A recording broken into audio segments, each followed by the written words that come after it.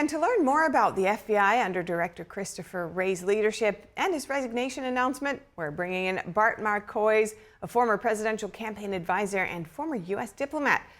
Bart, thank you so much for joining us. Good morning, Stephanie. Good morning. Now, Wray's term was scheduled to end in 2027. About his decision to step down at the end of President Biden's term, Wray said, quote, "In my view, this is the best way to avoid dragging the Bureau deeper into the fray." What did you make of his reason for leaving? Oh, it was just a matter of leaving before he got fired. He knew he was going out. He really has been the worst FBI director. I don't know, it's a toss-up between him and James Comey, but a very bad FBI director. His priorities have not been on enforcing the laws. I won't go into too much detail unless you want me to, but he's really been a very lousy FBI director, and he knew he was going to be fired at 12:01 p.m. on January 20th. So he's resigning in advance of that. Yeah, I do want to look at some of the allegations against him, but first up, President-elect Trump had already nominated Kash Patel to be FBI director for his upcoming administration. So, I mean, do you feel that he actually had a choice? You feel that he actually didn't have a choice. Is that what you're saying? I am. He did not have a choice. It was a matter of resigning immediately, resigning upon President Trump's inauguration, or getting fired literally within an hour after President Trump's inauguration.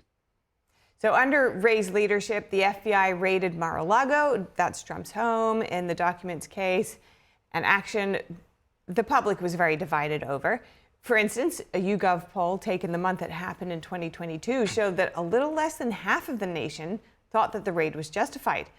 Do you see Trump's decision to nominate Patel as motivated by this case, which Trump condemned as being political? Oh, I think it was motivated. I would assign the Mar-a-Lago raid maybe 10% of the motivation. And it wasn't just that he raided his home. He leaked to the media first that he was going to. They showed up they brought their own classified memo cover sheets. They searched through his wife's underwear drawer. I mean, how creepy is that? All of this was authorized by Chris Wray. They were in discussions with Trump's attorneys about the classified information. There was no doubt that the information was there. Trump was asserting a presidential privilege to hold it there. They could have simply continued the conversations with the attorneys, but instead they showed up as if they were busting a drug dealer in downtown Memphis. And it was disgusting. I think if you took that poll today, you'd find a massive majority of Americans who would say that was totally unjustified. But it wasn't just the raid. I mean, Christopher Wray authorized the surveillance of people for being Catholic, and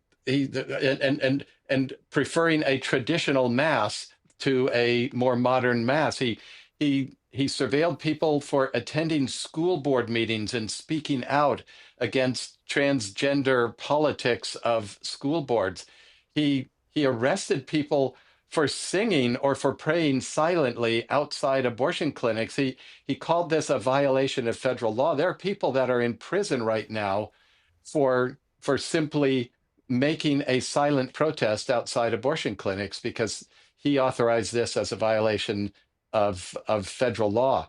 I mean, you could go on and on the things he did. He made January 6th the single investigating thousands of people for trespassing on January 6th, the single biggest allocation of FBI resources in history.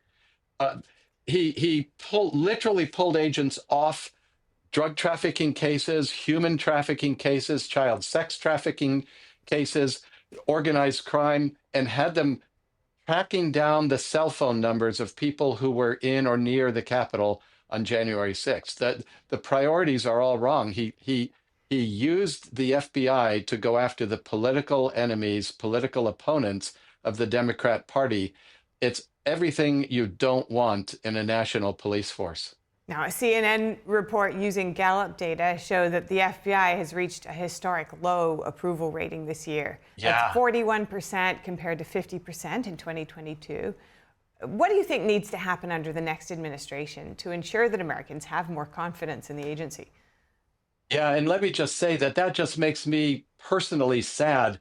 When I was a little boy, I couldn't decide whether I wanted to be a CIA agent or an FBI agent. I loved the FBI. They stood for everything that was great about America. We were allowed to watch very little television in my household, but we were allowed to watch once a week the FBI with Ephraim Zimbalist Jr. And we just thought he was the most manly guy we'd ever met. And every boy in the neighborhood watched that show. We wanted to be like the FBI. The, I heard somebody say earlier this week that it's possible that Kash Patel might be the last FBI director in history because if the Bureau resists reorganization, restructuring, reorientation toward fighting organized crime and political sedition and counterterrorism, it will cease to exist.